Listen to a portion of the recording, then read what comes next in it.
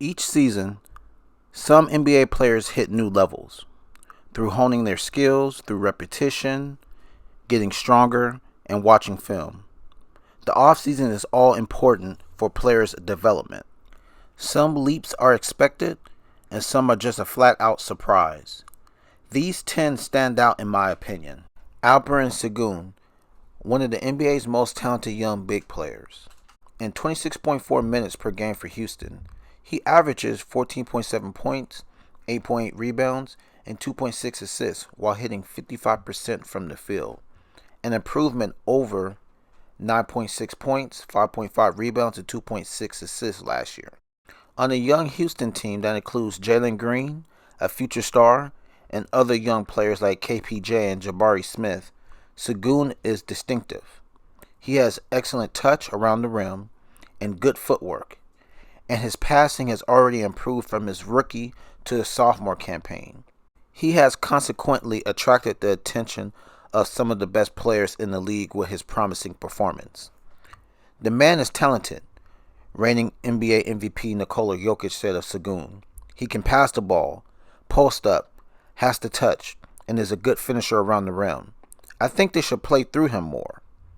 I was going to give some love to Alperen Sengun, Durant said. I like Sengun. He was dunking on a couple of people, and I didn't know he could get up like that. He's nice. I like him. Sengun is definitely a great building block for Houston, as he should be one to prioritize for sure. Shai Gilgeous-Alexander has been among the finest players and scorers this year. This season, he ranks among the top 5 NBA scorers with 31.4 points per game on a very effective 51.1% from the field. One of 2 players this season, the other being Luka, who has averaged 30 per every month of the season. His main strengths are a mid-range offense and a long frame for a guard his size at 6'6". Nobody anticipated Shai's stellar performance. Shai's a first-time All-Star, is looking to fast-track OKC's rebuilding, as he has the team currently in one of the play-in spots if the season ended today. Lauri Markkanen, who is Utah's new star player. This is why you shouldn't really give up on a young player, because things can change very quickly. But for the time being, it seems like he's found the ideal system to play like a star. He's getting step backs, contested threes, and taking players off the dribble, and dunking on any and everybody. He's sporadically coming up big on defense. The dude's finally playing like a star, man. At one point, people kind of given up on him when he moved to the Cavs. But at the rate he's going now, he was drafted 6 years ago and had this potential in Chicago, but was never able to fully prove it. Utah will definitely have a new building block on their hands. It's no secret that Luka Doncic is an all-star, but he manages to improve each and every year.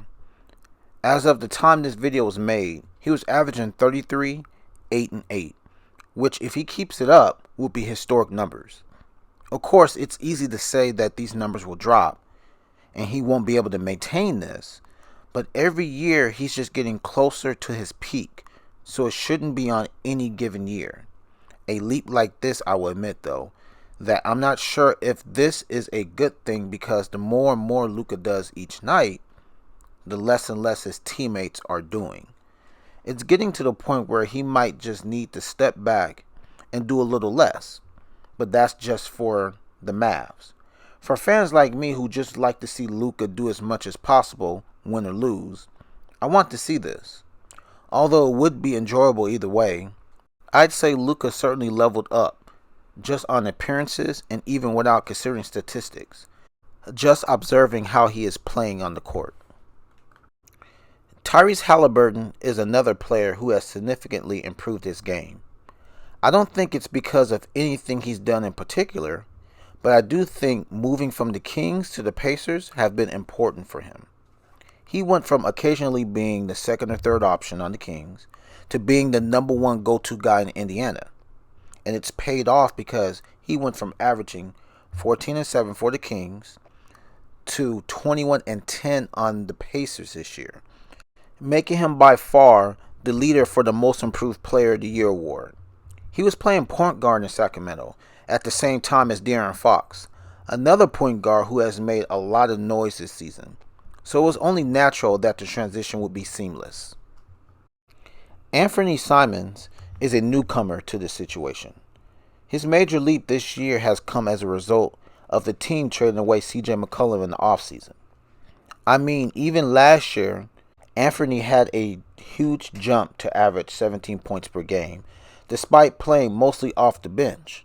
But to start this year in his first season, I really didn't see it in him.